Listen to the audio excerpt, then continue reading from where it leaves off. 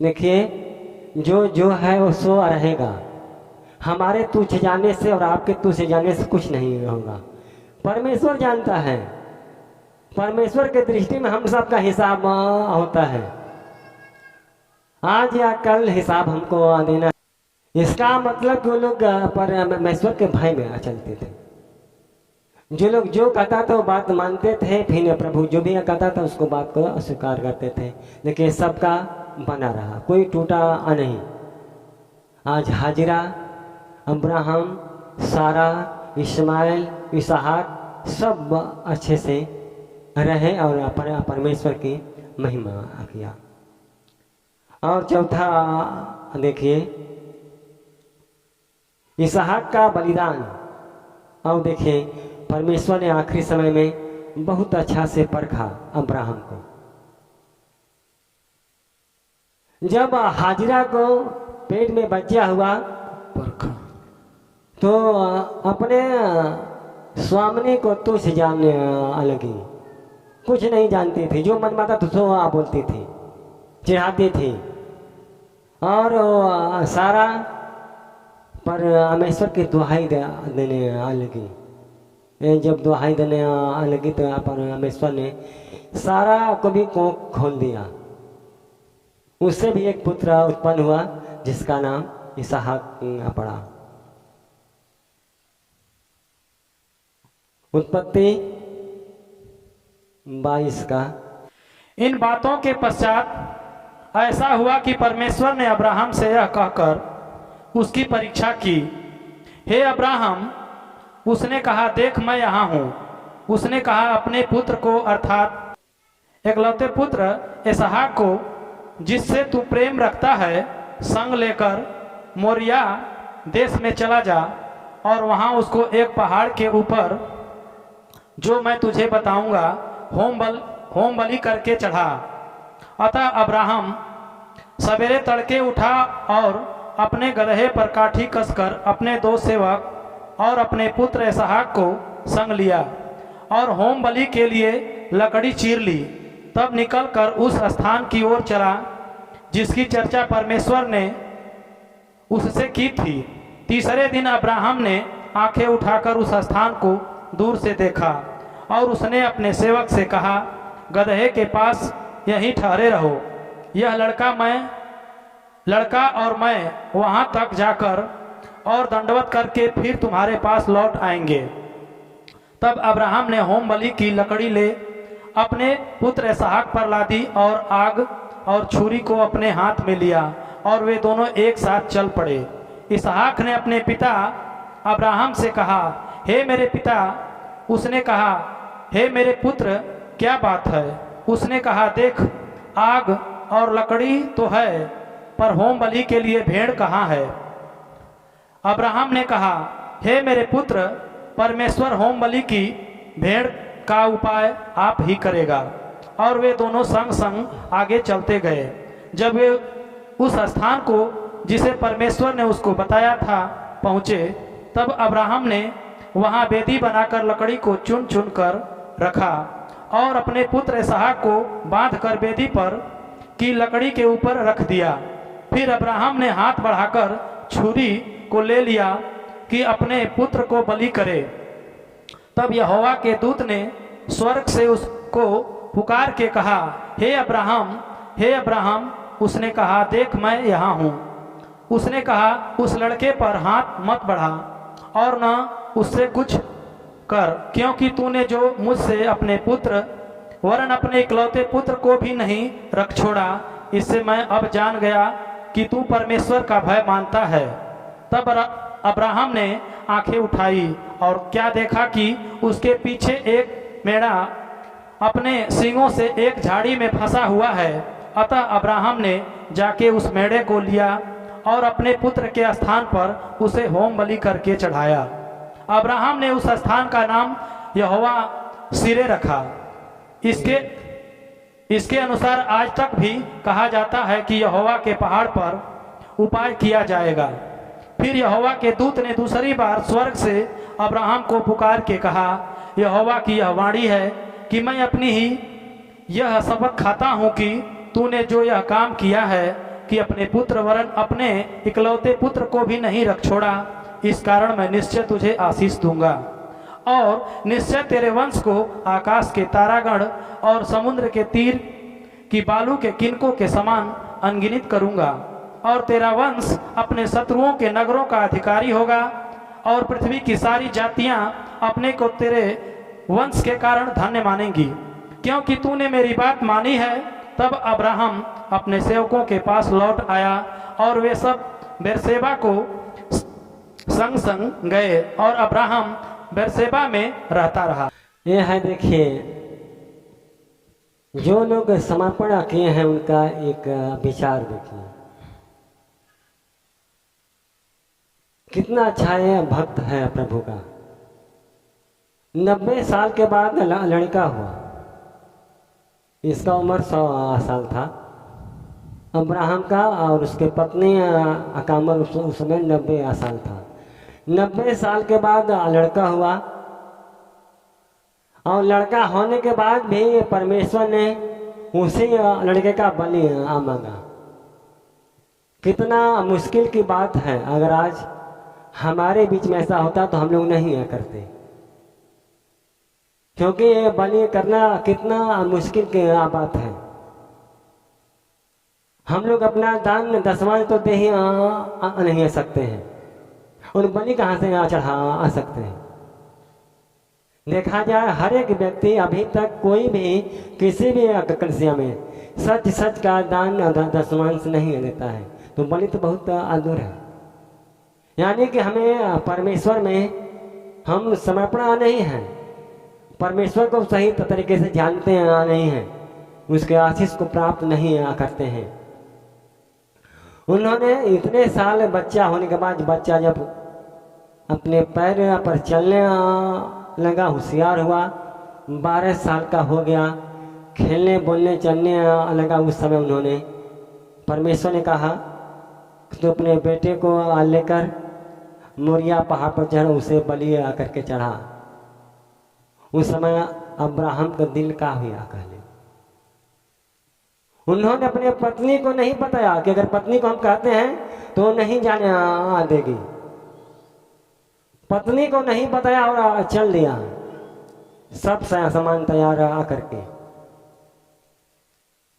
और वो जानता है कि हमें इस बेटे का बलि करना है, लेकिन अपने सेवकों से कहता है मैं और मेरा बेटा जा रहा हूं और धन्यवाद देकर दोनों हम लोग लौट आएंगे।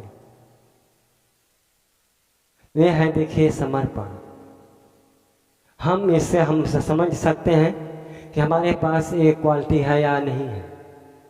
उन्होंने कहा तो है मैं तेरे वंश को बालू के किनकों के समान बढ़ाऊंगा। क्या हमारा वंश बढ़ता है?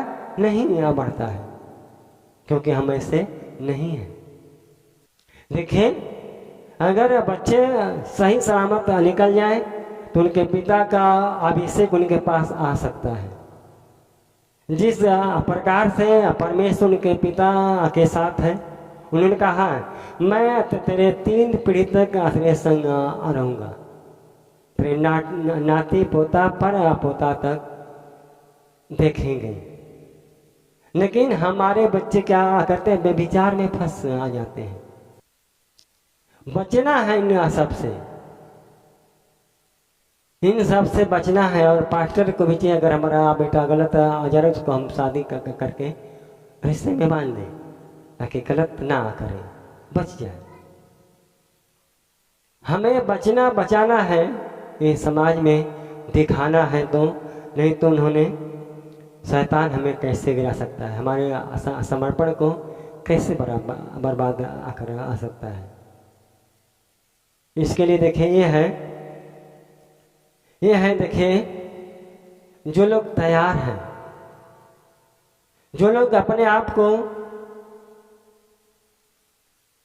समर्पण कर दिए हैं, उसके लिए तैयार हैं, या अपने जीवन में प्रभु को अपना स्वामी स्वीकार कर चुके हैं। प्रभु जो कह दिया मैं मान लिया, परिवार माने या ना माने।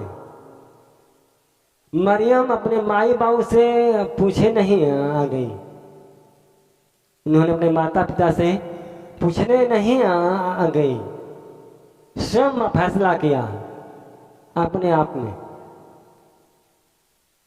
जिस प्रकार से हमें हर एक लड़कों को, लड़कियों को, आदमी को और औरतों को स्वयं फैसला करना है कि प्रभु में हमें बढ़ना या छोड़ना है, प्रभु की बात को मानना या माता पिता की बात को मानना है, प्रभु में आगे बढ़ना या परिवार में आगे बढ़ना है, वो आपके ऊपर फैसला है। माता पिता आज नाराज है, कल खुश हो आ सकते हैं, लेकिन प्रभु अगर हो गया नाराज तो फिर खुश होना मुश्किल है। इसके लिए देखिए मूसा को देखिए, मूसा नबी कितना अच्छा था, उसके जीवन से चिन्ह चमत्कार हुआ। उसके पास 2 पत्नियां थी, दोनों से एक लड़के थे, किसी को नहीं चुना, किसी को नहीं चुना। अंत में किसको चुना? जो उसके पास रहता था, झाड़ू लगाता था, जो झाड़ू लगाता था, पानी भरता था, वो उसको चुन दिया, यहोशू को। इसका लगन परमेश्वर के प्रति, परमेश्वर के लोगों के प्रति ये व्यक्ति समर्पित है। देखिए आज हम लोग में क्या क्वालिटी है सब लोग जानते हैं, किसके पास कितना क्या है। किसी को बताने की आवश्यकता नहीं है कि बाइबल की बात कहने की आवश्यकता है। बाइबल यही हमें सिखाती है, अगर हम समझदार हैं, हमें बाइबल का वचन बस काफ़ी है। लोग कहते हैं समझदारों को इशारा काफ़ी है। अगर आपने वो वचन समझ गया तो आप सुधर जाएंगे, नहीं समझे आप ऐसा ही करते रहे, सेवक क्या करेगा? उसका काम है संदेश देना, फिर आप चिल्लाते ना रहे, फिर आशीर्वाद देना काम है प्रभु का। ये हमारे हाथ में नहीं है कि हम जो चाहेंगे सो कर सकते हैं, ये प्रभु के हाथ में है कि आपका जीवन जितना ही प्रभु के राज में अच्छा बनते जाएगा उतना ही आप आशीर्वाद पाते आ जाएगा। अब सोचिए जिस प्रकार से अब्राहम ने किया, उसका एक ही लड़का, बुढ़ापे का लड़का, वो चाहता तो इनकार कर सकता था, वो चाहता तो इनकार कर सकता था, नहीं एक ही लड़का है हम नहीं देंगे, लेकिन नहीं, वो परमेश्वर के प्रति समर्पित था। उन्होंने परमेश्वर के आज्ञा का पालन किया और पालन करने में देखिए कितने आशीर्वाद पाया उन्होंने। आज हमें भी आशीर्वाद पाने की आवश्यकता है, हम भी पाएं ताकि हम लोग के जीवन से परमेश्वर की महिमा हो। और उन्होंने देखिए चलते चलते लड़का पूछता है, पिताजी लकड़ी है, आग है, बलि करने के लिए छुरियां भी हैं, लेकिन वो भेड़ा जिसे बलि करना वो कहाँ है? अब्राहम के दिल में काफी भाव है, जबकि अब्राहम को पता है कि मुझे अपने बेटे का ही बलि करना है। बेटा सवाल करता है पिता से, सब कुछ है लेकिन भेड़ा कहाँ है जिसको बलि करना है? वो कहता है यह उपाय करेगा। बहका आ रहा था, लेकिन उसके अंदर प्रभु था। और अपने नौकर को भी कहकर आ जाता है, मैं और मेरा बेटा जाकर करके लौट कर आता हूँ। और अंत में देखिए वही हुआ, जब उन्होंने अपने बेटे को बांधकर उस लकड़ी पर रख दिया और तलवार निकाल कर उसको काटना चाहा, तब परमेश्वर का आवाज आया, अब्राहम अब्राहम रुक जाओ, बेटे का हानि मत करना, मैंने तेरे विश्वास को देख लिया है, मैंने तेरे विश्वास को देख लिया है। क्योंकि अपने इकलौते पुत्र को भी नहीं रखना छोड़ा। इससे मैं अब जान गया कि तू परमेश्वर का भय मानता है। वो कहता है इसलिए मैं अब जान गया कि तू ही परमेश्वर का भय मानता है, तू है। तब अब्राहम ने आंखें उठाई और क्या देखा कि पीछे एक मेढ़ा अपने सींगों में एक झाड़ी में फंसा हुआ है। अतः अब्राहम ने जाके उस मेढ़े को लिया और अपने पुत्र के स्थान पर उसे होम बलि करके चढ़ाया। उस बकरे के को बलि करके इस अब्राहम के बेटे इसहाक का बलि स्वीकार करते हैं। आज उनका एक रस्म बन गया है। और हम वालों का क्या है, इन सब का रस्म एक ही है कि सबके साथ एक ही बार में यीशु मसीह खुद बलि चढ़ गया। इसलिए हमें बलि करने की आवश्यकता नहीं है। हम लोग नहीं करते हैं, लेकिन वो लोग अभी मूसा की व्यवस्था पर भीतर चलते हैं, मानते भी हैं। अगर ये बात कहा जाए तो अच्छा नहीं लगता है।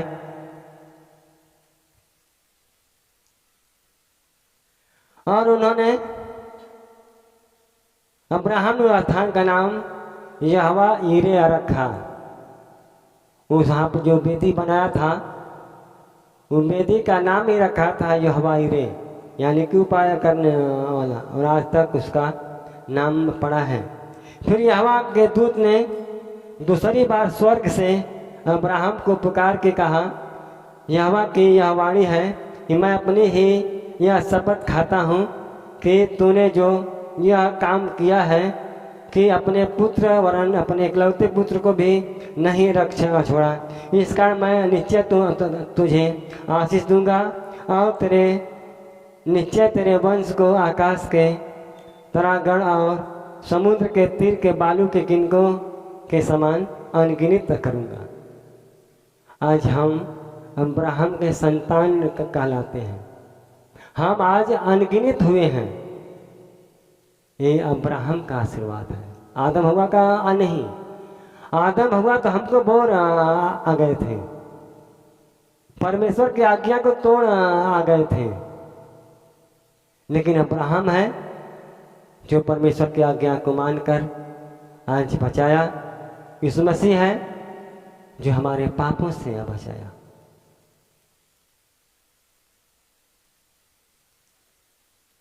तेरा वंश अपने शत्रुओं के नगरों का अधिकारी होगा और पृथ्वी की सारी जातियां अपने को त्रिवंश के कारण धन्य कहेगी, क्योंकि तूने मेरी बात मानी है।